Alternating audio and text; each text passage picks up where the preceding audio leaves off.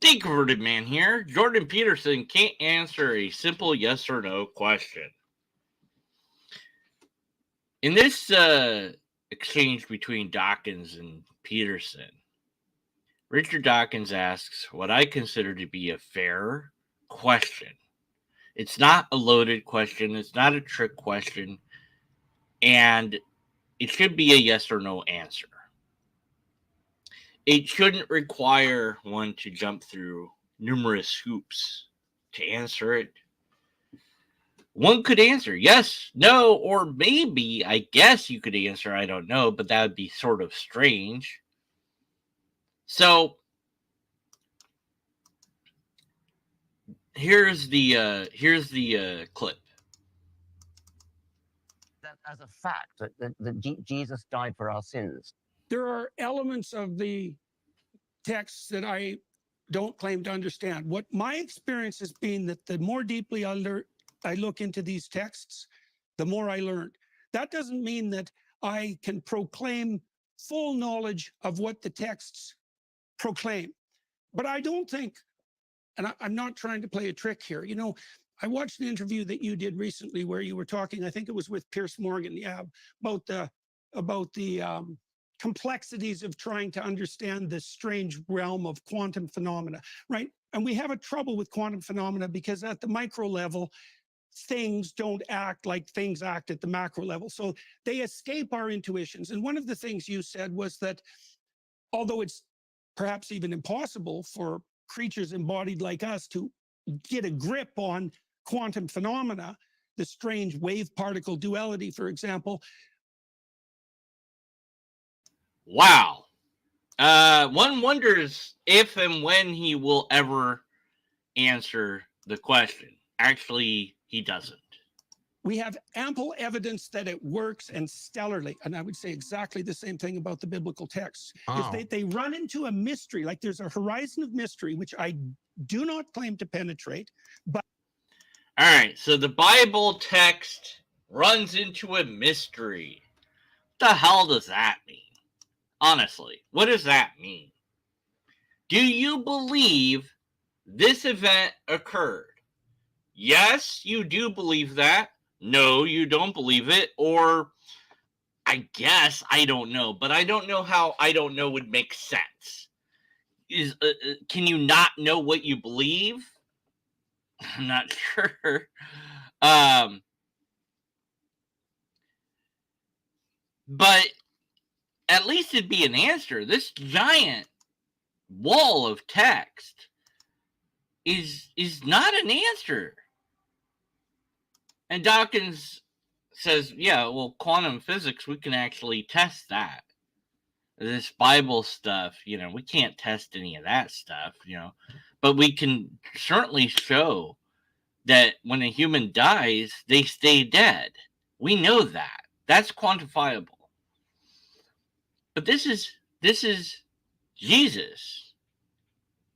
And Peterson, even though he doesn't really want to admit it, well, he has said that he acts like God exists. So does he act like Jesus died for his sins?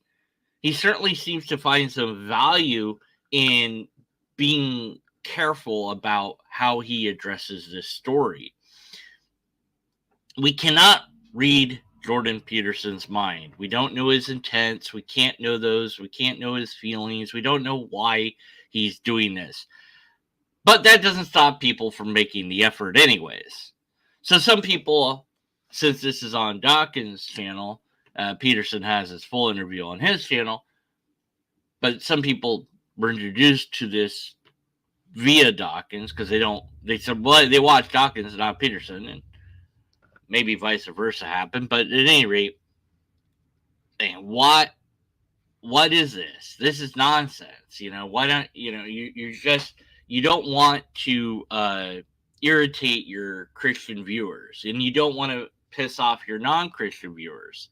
So by being vague, not saying a clear yes or no, you can keep both viewers, if you will. I don't know that it's that. It's a fair assessment to make. You know, you don't want to irritate your audience.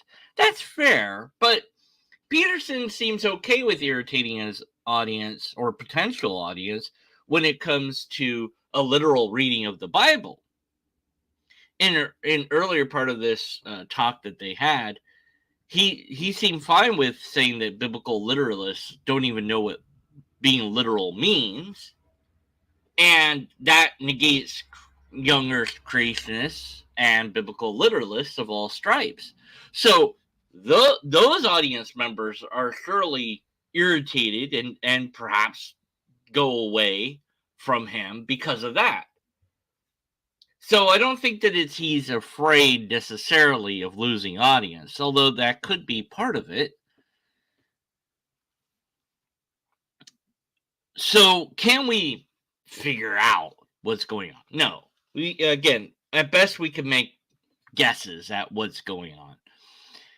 But I think that he explains it in that it's this mystery akin to his view of quantum physics. Like there's the biblical narrative is such a mystery that he can't penetrate it. He can't hope to understand it.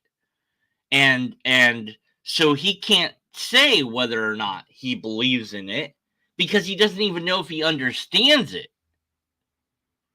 I guess then the answer would be I don't know. And actually, if you skip to time index 1329, which is what I'm going to do now, we can hear this bit here.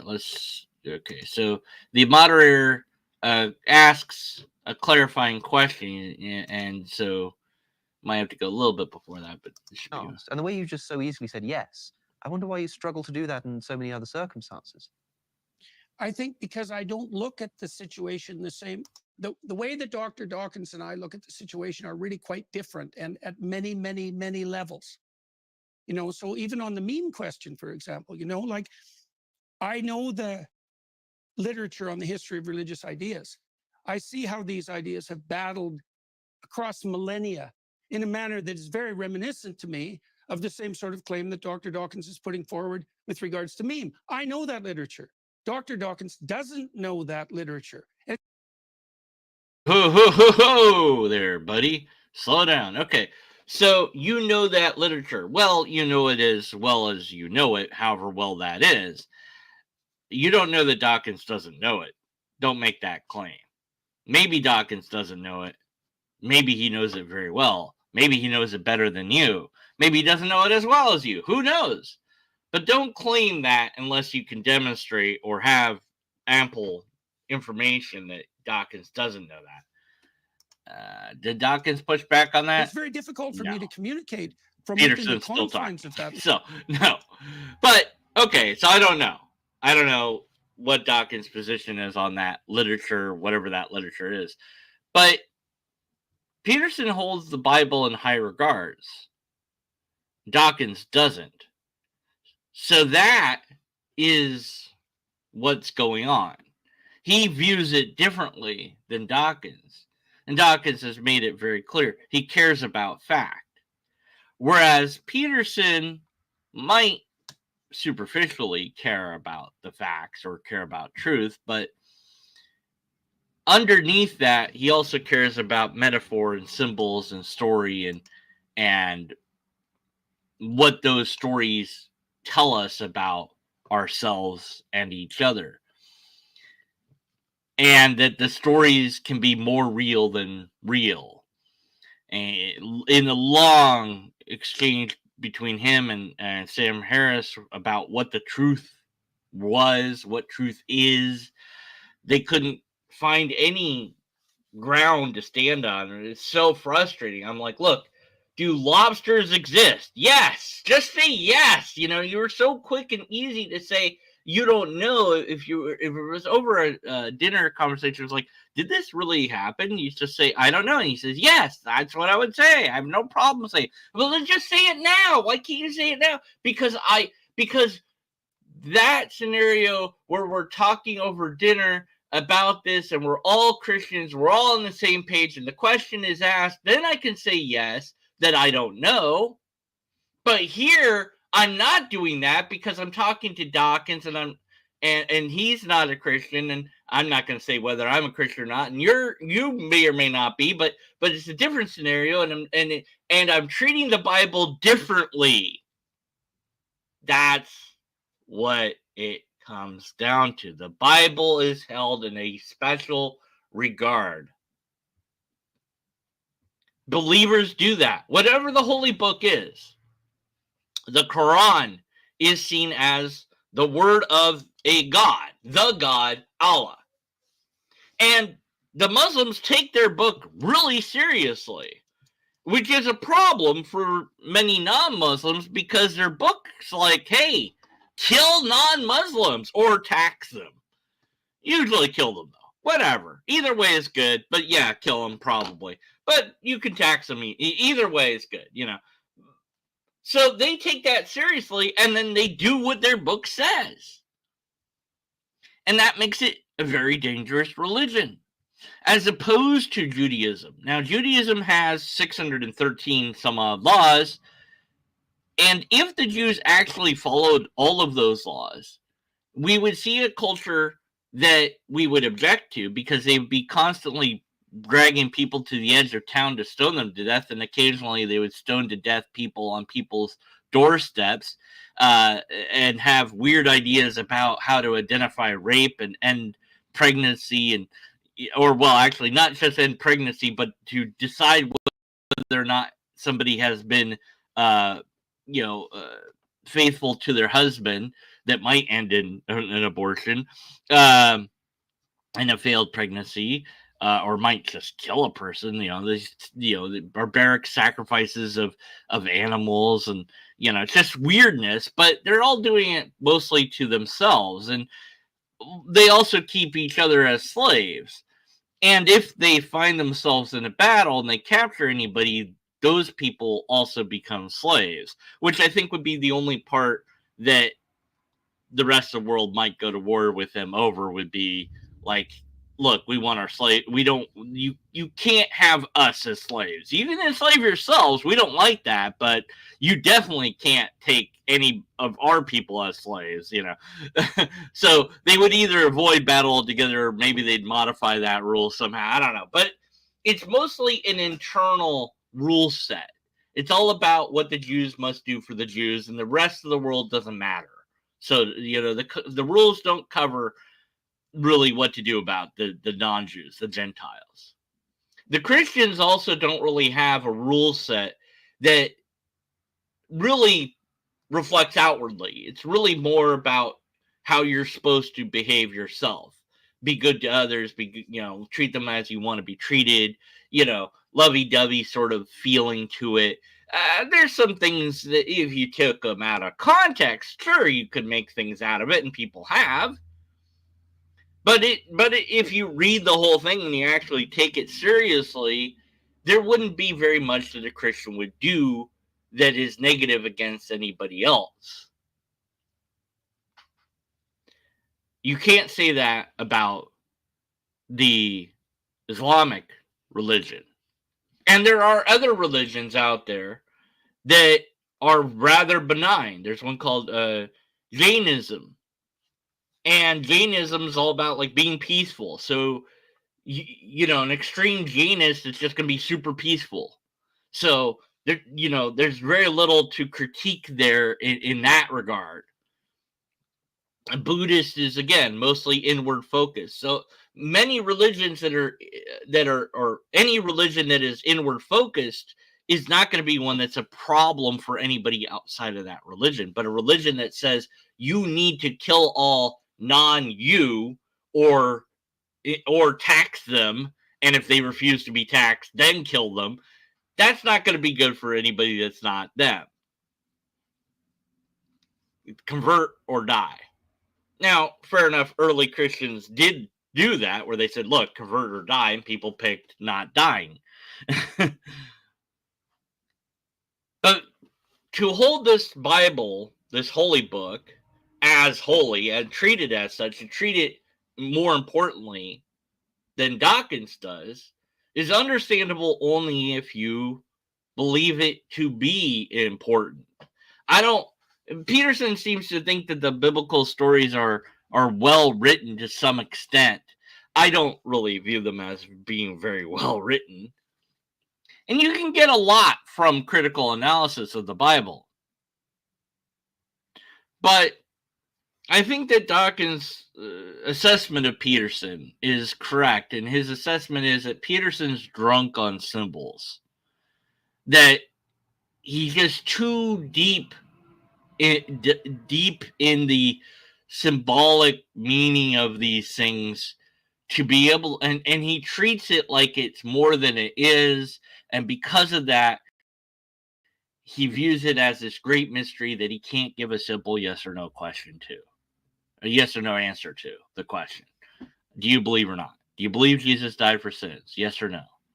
Or, and again, I guess he could have said I don't know, which is at the end really the best that we can get out of him seems to be I don't know, which I can't really make sense of that myself, but okay, it's an answer.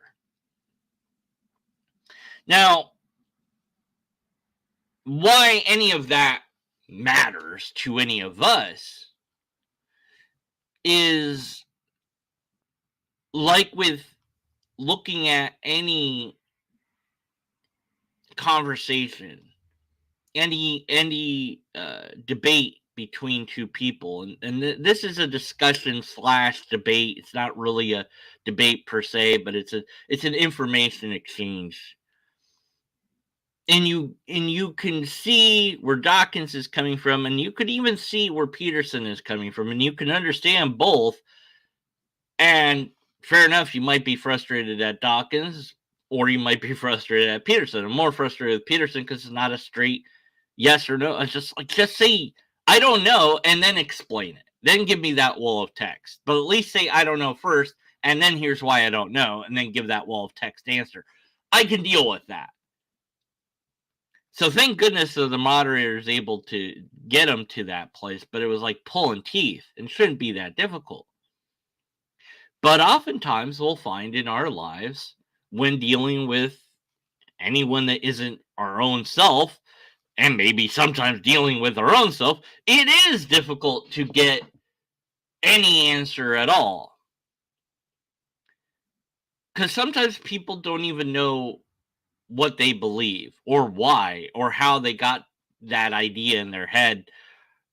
And so asking a question and then critically diving into the answer, but listening to them, accepting that their answer, although you might not agree with it, is still an answer, and trying to understand them leads to a way that maybe you can give them information that might change their way of thinking. It might not, but if you don't understand them, then the likelihood that you'll be able to change them might diminish. So by examining these sort of talks of prominent figures or well-known figures or famous people, whatever you want to label it as, we can break down what it is they said and didn't say. And yes, we can muss about what reasons they have to do so, but we have to do that with several asterisks, knowing that we can't know for sure what their motivation is, or what they're thinking, or anything like that. And it should always, I think, wind up back with a reflection of yourself, with you wondering, what things do I think or that I believe? What things have I maybe not examined that I think are currently true? And it's not necessarily religion. It might be, events that are happening or happened in the world. It might be political stuff. It might be, whatever. It could be any number of things. Kurzakot, in a nutshell, just put out a video where they corrected a long-standing myth about how long your blood vessels can tie end to end. And it's a decent length, but it's not as big as it's been reported in the past. It's been reported to be twice around the world, and it's like, oh, that's really cool. But no, it's not that at all. It's like, you know, it's a good amount of length, but it's nowhere near that length. So, well, why did everyone believe it? Well, because one person said it, and they were an authority, and science didn't do what science should have done, in that it didn't check that authority was correct. But eventually, it got corrected. But it was really hard to do that. So, what then do we possibly believe that might later be corrected? And the answer is maybe everything. And so, because that's possibly true, then the only solution, of course, is be skeptical until next time. And after that, stay skeptical.